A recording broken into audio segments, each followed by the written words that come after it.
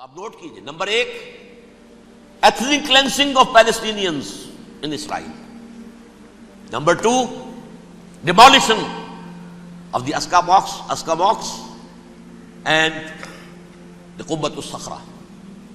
Number 3 امریکہ کو ultimatum, تم اب اپنے ٹانگ درمیان میں مت لڑاؤ، اور اس کے لیے دھمکی، اگر تم نے ہمارے معاملے میں رکاوٹ ڈالی تمہاری اینٹ سے اینٹ بجا دیں گے. نیتن یاہو نے یہ کہا تھا میں واشنگٹن میں آگ لگا دوں گا. یہ انہوں نے امریکہ میں عظیم ترین دہشت گردی کر کے امریکہ کی ایڈمنسٹریشن کو، انتظامیہ کو یہ دھمکی دے دی ہے کہ باز آ جاؤ.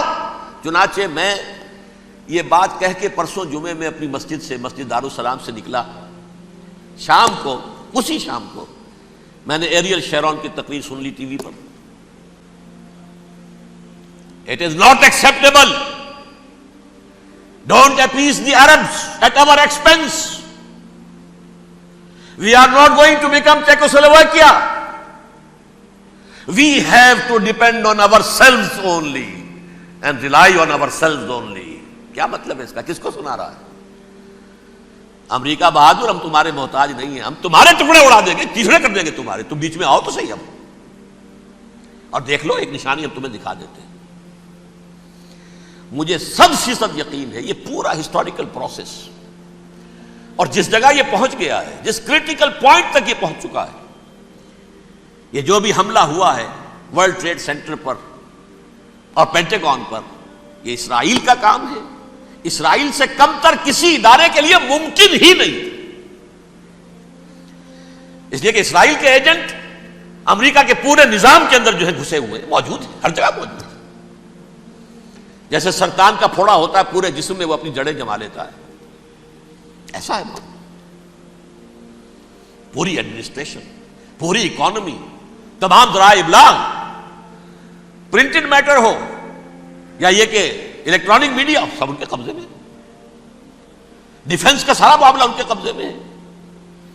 کوئی اور طاقت یہ کر ہی نہیں سکتی. امریکہ، اس کے سیکیورٹی کے معاملات تہ در تہ، دائرہ اندر دائرہ، اس دائرے تک 100 میل تک کوئی جہاز آ جائے گا اگر کہیں جو کہ ان آئیڈینٹیفائی ہو تو یہ ہو جائے گا، کوئی اس سے آگے آگے تو یہ ہو جائے گا، اس سے آگے، اور وہ آ رہا ہے، چلا آ رہا ہے. پینٹاگون پر آ گیا ہے اور 1 گھنٹے بعد آیا ہے. پہلی اسٹرائک جو ہوئی ہے ورلڈ ٹریڈ سینٹر، اس کے 1 گھنٹے کے بعد پینٹاگون پر آ گیا. پینٹاگون وہ تو یوں سمجھیے ان کی مملکت کا حساس ترین دفاع کا مرکز، اور اس کا 1/3 حصہ جلا کے راکھ کر دیا انہوں نے. یہ دھمکی دی ہے، لیکن اس سے ان کے پیش نظر مقاصد کیا تھے؟ 3. اس دہشت گردی کے 3 مقاصد. فوراً اس کا رخ موڑ دینا اسامہ اور اس کی القاعدہ کی طرف. امریکہ غصے میں لال بھبوکا ہو کر فوراً اقدام کرے، اور ایک طرف تو اسامہ اور ان کے ساتھ طالبان کا ٹنٹا مکا دے، اور دوسری طرف چونکہ پاکستان الائی ہے اور پاکستان کے عوام جو ہیں وہ طالبان کے ہمدرد ہیں، وہ اگر اٹھے تو ان کا بھی بیڑا گرک.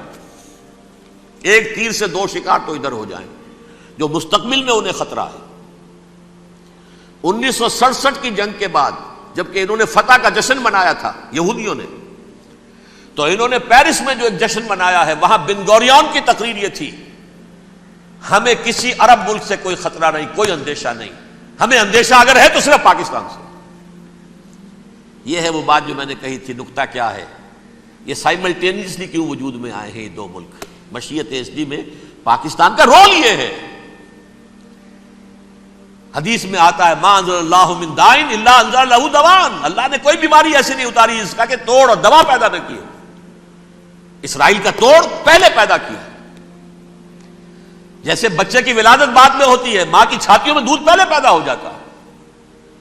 یہ اللہ کی فطرت ہے، اللہ کا طریقہ ہے. خطرہ انہیں ہے تو ہم سے ہے اگر کوئی خطر مجھ کو تو اس امت سے ہے.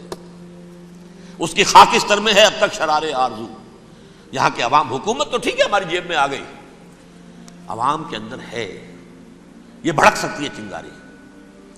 یہی وجہ ہے بار بار ان کا کہ ہم زیادہ دباؤ نہیں ڈالنا چاہتے پاکستان پر. ہمارا بہت بڑا الہی ہے, ہم بہت پیسے بھی دے دیں گے, یہ بھی کر دیں گے, وہ بھی کر دیں گے, لیکن ہم زیادہ دباؤ نہیں ڈالنا چاہتے, ڈی اسٹیبلائز نہ ہو جائے, یہاں کے عوام کہیں کھڑے نہ ہو جائے. لہذا حملہ یہاں سے نہیں, وہ ازبکستان سے کرانے کی باتیں ہو رہی ہیں.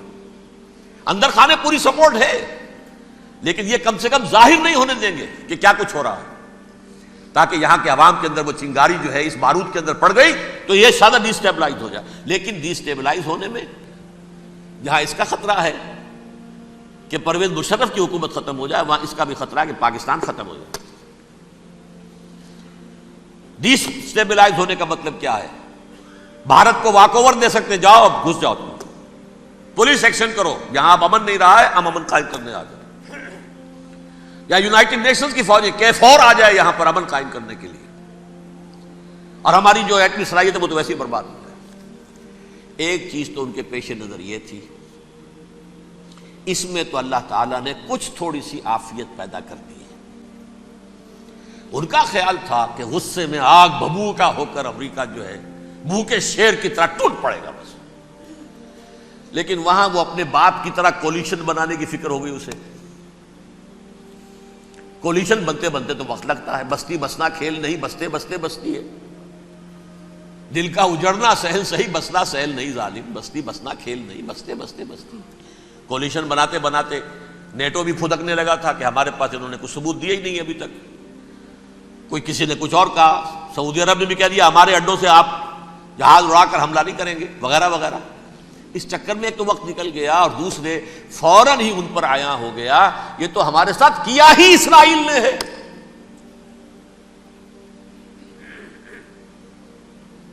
لیکن یہ بات لیک نہیں کرنا چاہتے.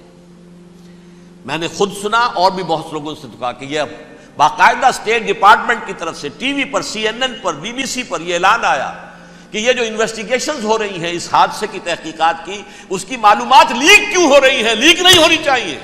کیوں؟ اسامہ کے خلاف اگر کوئی ثبوت ہے لیک ہو جائے 1000 مرتبہ, کسی کو کوئی نقصان ہے؟ یہ کون سا تھا, کون سا لیکیج ہے جسے روکنا مقصود ہے؟ وہ تو ہمارا متمنا ہے, ہمارا بیٹا ہے,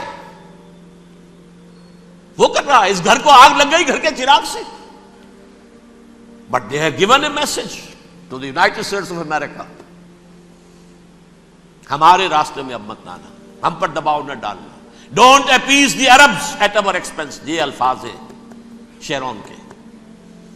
ان کی خوشامد, ان کو خوش کرنا, ان کو پسند کرنا, ان کو راضی کرنا ہماری کوشش پر